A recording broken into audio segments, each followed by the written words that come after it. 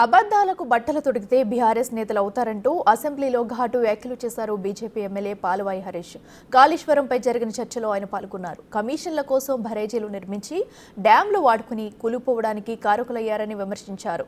తుమ్మిడిహట్టి దగ్గర 300 టీఎంసీలు ఉండవని, కాళేశ్వరం ప్రాజెక్టులో అవినీతి జరగలేదని హరీష్ రావు నిరూపిస్తే తాను సభలో గుండు చేయించుకుంటానని సవాల్ చేశారు ఆయన. క్రిమినల్ నెగ్లిజెన్స్ అంటే నేరపూరిత నిర్లక్ష్యం అధ్యక్ష. దానికి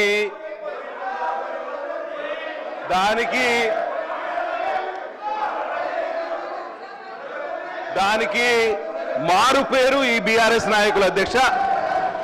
క్రిమినల్ నెగ్లిజెన్స్ కు మారు పేరుని ఈ బీఆర్ఎస్ నాయకుల అధ్యక్ష. కాళేశ్వరం అనేది బ్యారేజ్ అధ్యక్ష, అన్నారం అనేది బ్యారేజ్ అధ్యక్ష, సుందిల్లా అనేది బ్యారేజ్ అధ్యక్ష. ఆ బ్యారేజ్లను డ్యామ్లుగా వాడింది వీళ్ళ కాదా అధ్యక్ష? ఇవాళ అవి కూడడానికి ఆ రోజు సీకెంట్ ఫైల్స్ ఎంత కారణమో వీళ్ళ నేరపూరిత నిర్లక్ష్యం కూడా అంతే కారణం అధ్యక్ష.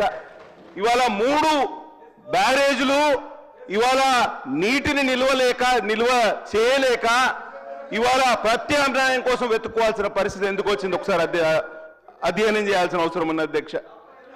తుమ్మిడిహట్టి దగ్గర నీళ్లు లేవు అని చెప్పడం శుద్ధ అబద్ధం అధ్యక్ష. నేను మొన్నటి ఆదివారమే తుమ్మిడిహట్టి దగ్గరికి పోయి వచ్చిన బ్రహ్మాండమైన నీటి వనరు అధ్యక్ష. మార్చిలో, ఏప్రిల్లో, మేలో, జూన్లో ఏ సంవత్సరం కూడా 300 టీఎంసీలకు తక్కువ అక్కడ నీళ్లు లేవు అని సిడబ్ల్యూసి ఎప్పుడు కూడా చెప్పలే.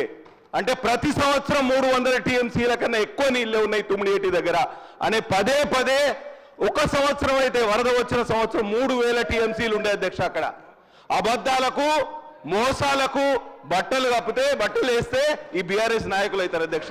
ఎంత నేరపూరిత నిర్లక్ష్యం అంటే అధ్యక్ష, నేను ఛాలెంజ్ చేస్తున్నా. I'm challenging on the floor of the house.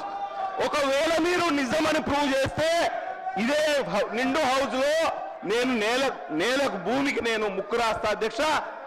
మీరు గిట ప్రూవ్ చేస్తే నేను ఇదే నిండు సభలో గుండు కొట్టించుకుంటా అధ్యక్ష. వీళ్ళు చెప్పిన మాటలు నిజమంటే వాళ్ళు కమిషన్ల కోసం, వాళ్ళ కాంట్రాక్టుల కోసం ఇక్కడ కడితే పాత ప్రాజెక్టు మాకు పేరు రాదని, అది పాత ప్రాజెక్టు కాంట్రాక్టర్లు ఆల్రెడీ అసైన్ అయ్యారని చెప్పి పేరు కోసం, పైసల కోసం, కాంట్రాక్టర్ల కోసం ఇవాళ కాళేశ్వరం కట్టి ఇవాళ 1,00,000 కోట్ల రూపాయలు రాష్ట్ర ప్రజల మీద అప్పు చేసినారు అధ్యక్ష. నాశనం చేసినారు. ఇంకా 10 సంవత్సరాలు మా ఉసురు దాకే వీళ్ళు నాశనం అయ్యారు. మా ఉసురు దాకే ఇక్కడి నుంచి ఇక్కడికి వచ్చారు. ఇంకా బుద్ధి తెచ్చుకుంటలేరు. అడ్డమోలుగా ఈ సభ సాక్షిగా మా మీద అభండాలు వేస్తున్నారు అధ్యక్ష. ఇది నేరపూరిత నిర్లక్ష్యం అధ్యక్ష. తప్పకుండా వీళ్ళకి తగిన శాస్త్రం జరగాలి. దీనికి ప్రత్యామ్నాయం డాక్టర్ బాబాసాహెబ్ అంబేద్కర్ ప్రాణహిత చేవెళ్ల సుజల స్రవంతి ప్రాజెక్టు అధ్యక్ష. తప్పకుండా ఆ ప్రాజెక్టు నిర్మించాల్సిన గురుతర బాధ్యత ఈ ప్రభుత్వం మీద ఉన్నదని తెలియజేస్తూ నేను సెలవు తీసుకుంటున్నా అధ్యక్ష.